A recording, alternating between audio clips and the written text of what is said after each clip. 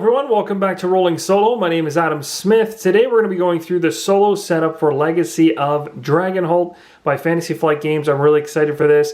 In this video, it's mainly going to focus on the character creation step, which is the major first component of the solo setup. From there, the rest of it is bookkeeping, which we should be able to cover very quickly either at the end of this video or the beginning of the next one when we start our actual playthrough. The rules for this particular game are best left for the playthrough itself. You'll be able to understand a little bit more about them as we go along. However, I may highlight them or make mention of certain things along the way here up until the playthrough. So just keep that in mind. It's not a rules-heavy type game. All right, so what we're going to do right now is we're going to take a look at our rule book. This is the very first thing we want to open up on our journey. We're going to open it up and take a look at the introduction section, which I'm going to go ahead and read for you right now.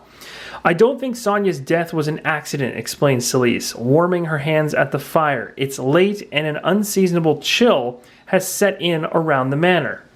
If nothing else, it reflects her mood. Foul play? Asked Timothy. Even with her back turned, Celise can all but hear the steward's brow arch. Based on what? Something Sonia told me herself, replies Celise. She turns and looks over the small office where Timothy manages the Countess's affairs. She crosses the distance to him and shares what she knows in quiet voice. He listens, asking no questions until she is done. Who else have you told? He asks. Just you. I see. I shall discuss this with the Countess in the morning. For now, I think it is best to keep this quiet. Philip, especially, doesn't need these thoughts gnawing at him with his sister's death so fresh. Yes, I think you're right, sighs Celise as she departs. Perhaps my fears are groundless, she muses to herself. In any case, I've already left my letter with the town clerk to be sent with the morning's post. She returns to her bedroom, jumping at every shadow cast by the statues in the gallery and every sound that can be muffled footfall. You're imagining things, she whispers. The nearest statue tips and falls toward her. And that's essentially the introduction to Legacy of Dragonholt. Now, I'm going to talk quickly about the game overview here. It says Legacy of Dragonholt is a cooperative narrative adventure game in which 1 to 6 players take on the roles of heroes. This game contains a single campaign during which you, the heroes, undertake quests by venturing into dark caves, dangerous forests. Along the way, you will encounter vicious monsters and cunning bandits, earn wealth and fame, and possibly foil the plot of an evil overlord. There's your game overview. Now on to the objective of the game. This is one of the major things that most people are most excited to learn about. The object of Legacy of Dragonholt is first off, a cooperative game. That is, if you are playing with more than one player. In this case, we are playing solo, so that's not the case. All of you are on the same team, so I will be controlling 2 players. I've chosen to create 2 characters, I should say, so I'll be playing solo with 2 characters. However, unlike other games, Legacy of Dragonholt is not about winning or losing. Legacy of Dragonholt is a game about storytelling. As you play, your decisions will weave a narrative tapestry that tells the story of your adventures in the village of Dragonholt. You take on the role of a hero, a brave adventurer who seeks fame and fortune either by performing acts of good honor or simply by seeking out monsters to battle or villagers to save. While playing Legacy of Dragonholt, you will tell a continuous story related to your adventures. When one adventure ends, another can begin. The game comes to an end when you reach the story's natural conclusion. What that conclusion is, however, depends entirely on the decisions you make on your adventures. Unlike some other games, winning and losing in Legacy of Dragonholt is not black and white. The decisions you make will have far-reaching consequences that ultimately affect the outcome of the story. You might fail to find a fabled treasure or to save an innocent victim, but if you enjoy the story, that is the victory. All right, so we're going to move over to the major portion of this particular game, which is the setup. And I shouldn't say it's the major portion, but it's going to be the major portion of this video that we're going to cover. And this is the very first step in this setup area. So the very first thing you're going to see is to begin a new game, you perform the following steps in order. The very first one is creating your hero. So the first step is to create your hero, an avatar that represents you in the story. The character creation book gives the full rules for creating a hero. The book also includes an example of creating a hero from beginning to end. Read through the character creation book and follow the steps for creating a hero. If playing with 2 or more players, each player takes 1 activation token. Activation tokens are used to track which heroes have acted during your adventures.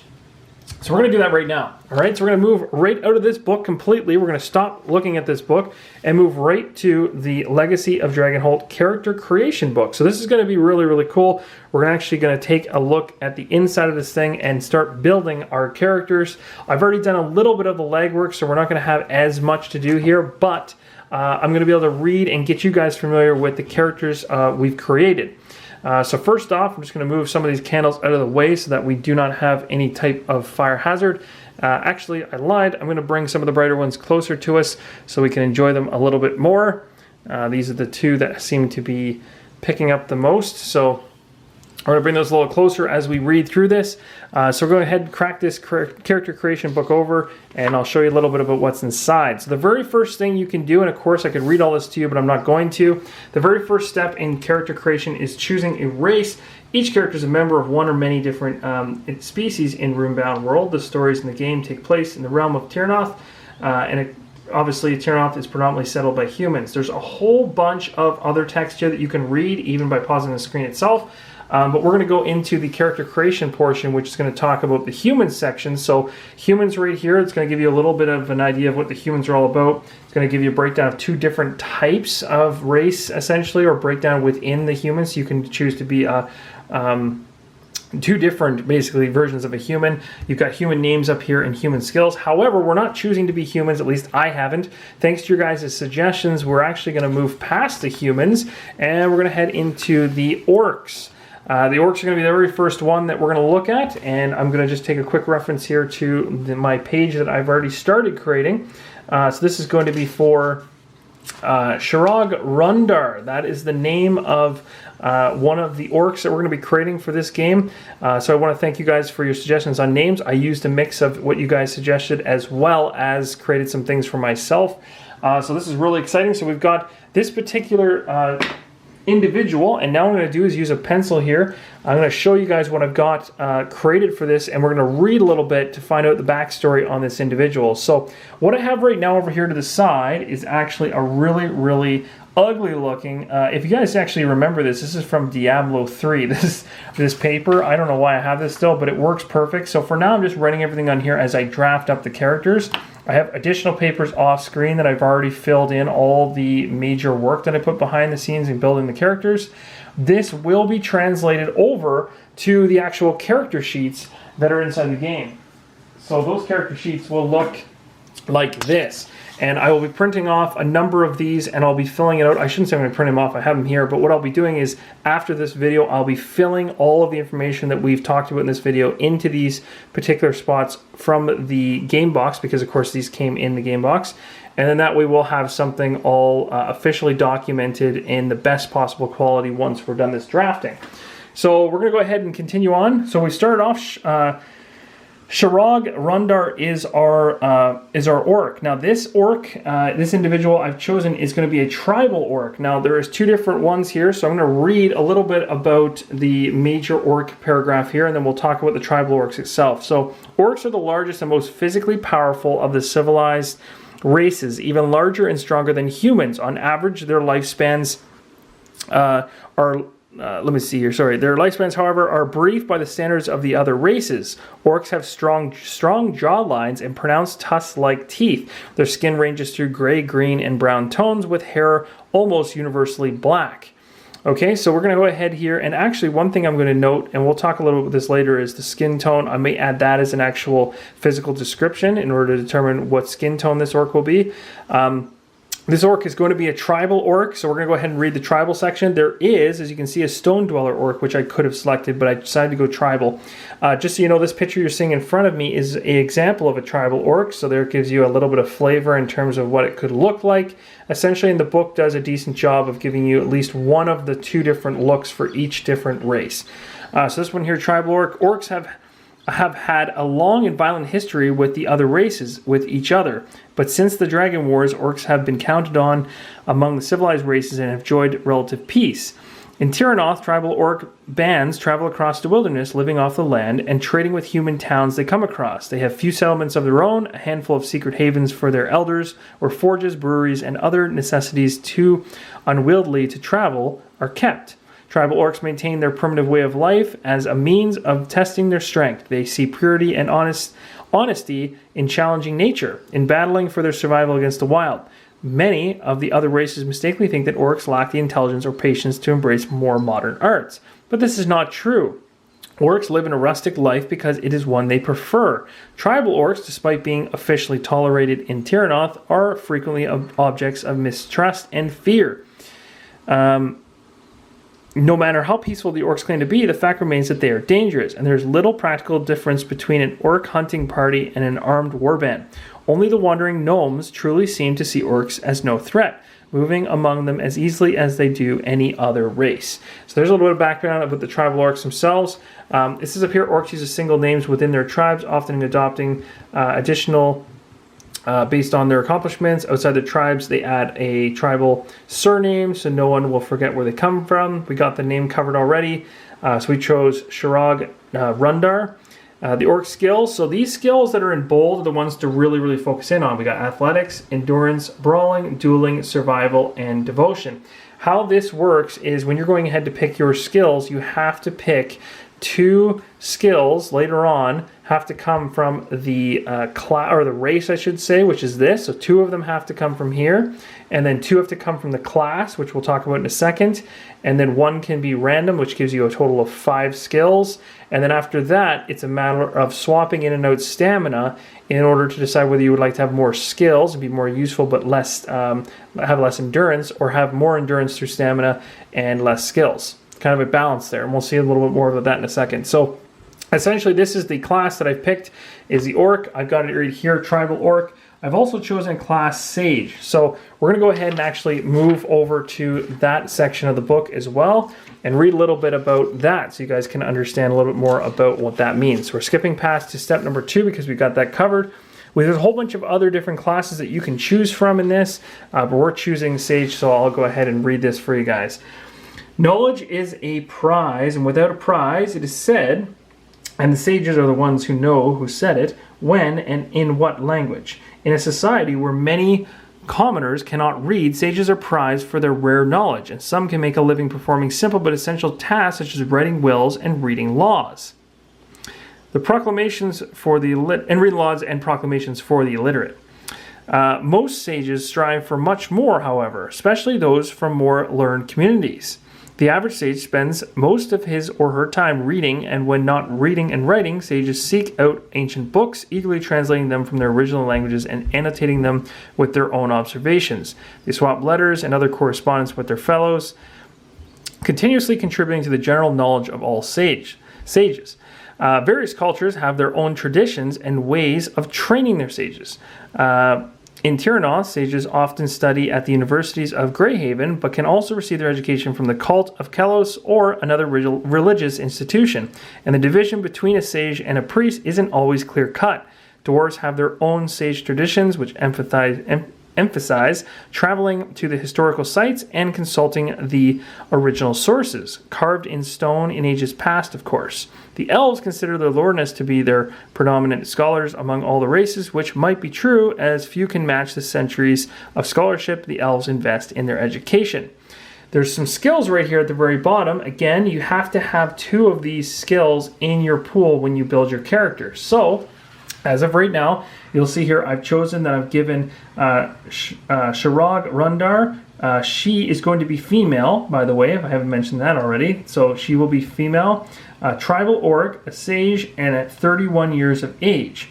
You'll see there's a stamina area over here that I haven't filled out yet. We'll talk about that in a second, but we need to talk about skills because that's going to be coming up really quick. Now there's still other things to talk about in regards to Shirag Rundar in order to create or finish off this character creation for her. So if I go over here and take a look at this section, it says describe yourself in step number 3. So you got to do a physical description, and it gives you an idea of how to do that. Over here it actually gives you a bunch of examples for physical description. You have to do personality traits and ideals, all that good stuff. But instead of reading all that to you, I'm going to skip past that because I've already got it created, and I'm going to go ahead and just read it off to you so you guys can understand this. Now, what I read off to you can potentially change. So if you guys have suggestions in the comments below as I read these off, feel free to fire them in, and I will make changes to Shirag Rundar, our sage, our female sage, and we'll actually adjust it before we get into the playthrough. But this is really going to be a rundown of her background, her personality and ideals, and her physical description. So her background is that she studied and graduated at a young age from Greyhaven, which is, I believe, that university essentially, or institution that we read about earlier. She's the first orc sage in Terrinoth.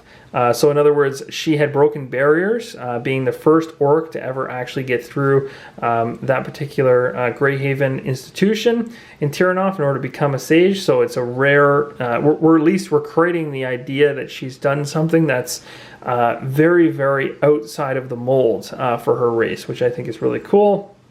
One of the more tragic things in her previous past was that her parents were actually killed by accident when she was very young, when they were tricked and robbed while moving goods from one city to another. She was left there alone, and her parents were killed by accident as these thieves made off with money, leaving her to fend for herself. So this is why she's become so strong and also broken the mold and done things that other orcs and other female orcs have not done before. So this is kind of where her background comes from. Her personality and ideals, she's outgoing and very quick-witted. She questions the motive of others, so she's always wondering if the motive of somebody else truly is what they say. So she's got a lot of doubt, and that most likely stems from her past with the incident with her parents. Let's see what this last thing says here.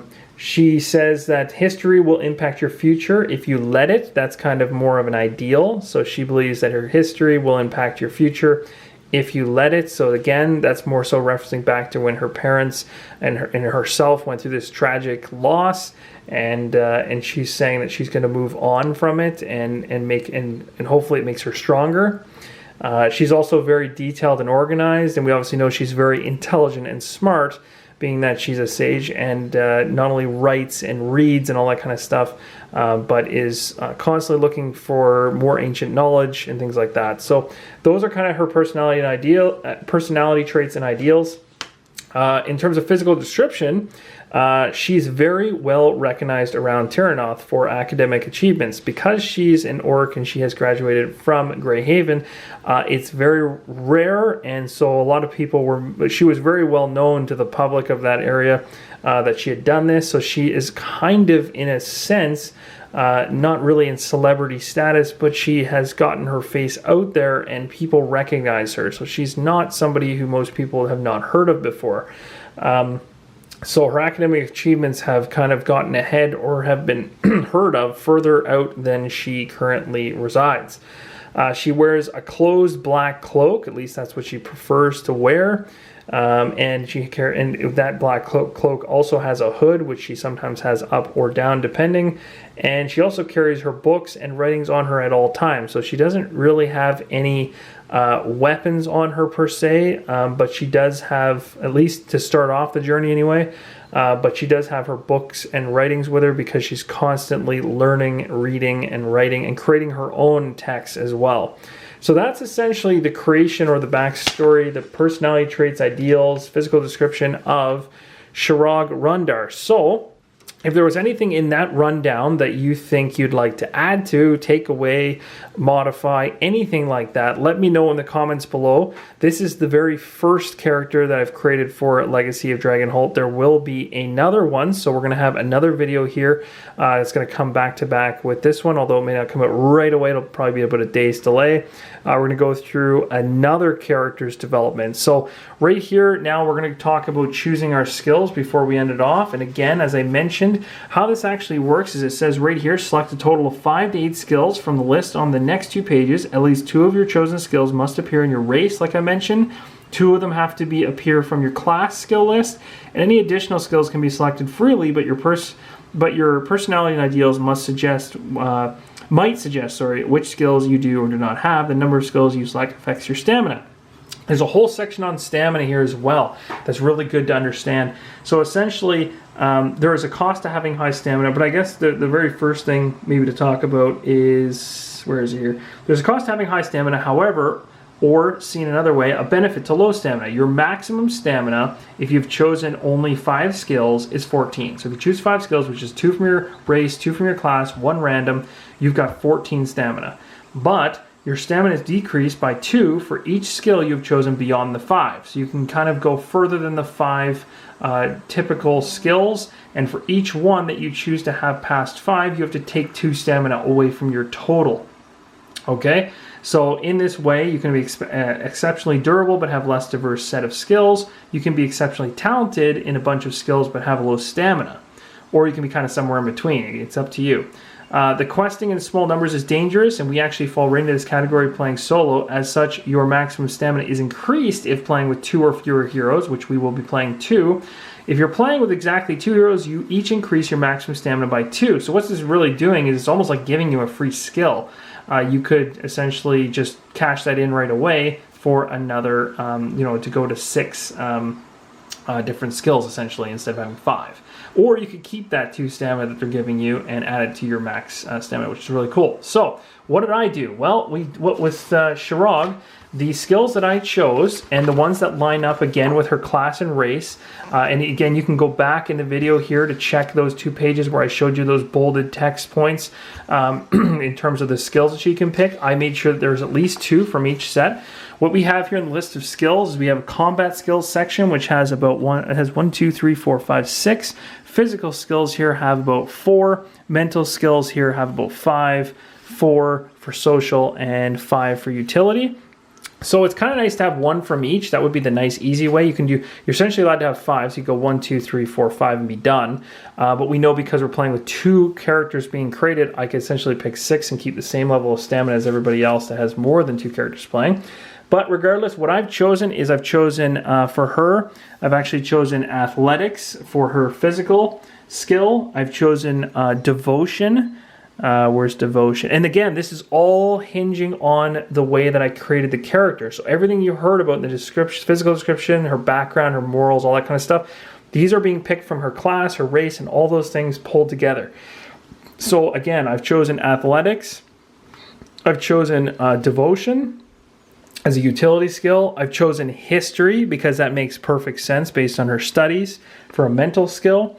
Arcana, for combat skill, magic, streetwise, like she's very, very smart about being in a big public area and stuff like that. She represents your general knowledge of social etiquette, ability to gather information from locals, that kind of thing. She's good with that. Runes are really, really powerful, kind of cool. I'll let you just take a look at that. You can pause the screen and read it for yourself a little long. Reasoning represents your problem solving, critical thinking. And endurance. So we've got a bunch, and really the total is 1, 2, 3, 4, 5, 6, 7, 8. So with 8 skills, I've gone further. I've gone with more on her than normal. Typically, you remember you get 14 stamina when you start, but we get plus 2 when we go ahead and play with 2 characters. So that's a total of 16. If we're going for every 1 over 5, we got to pay 2. So we have 1, 2, 3, 4, 5, 6, 7, 8. So we got to pay 3 times 2 is 6. So that'll leave us with 10 stamina. So we can just go right over here to our page and just drop in 10 stamina. In the skills section, I'm going to drop all those skills I just listed. Hope this helps. I'm going to see you in the next episode for the second character creation. Keep on rolling solo.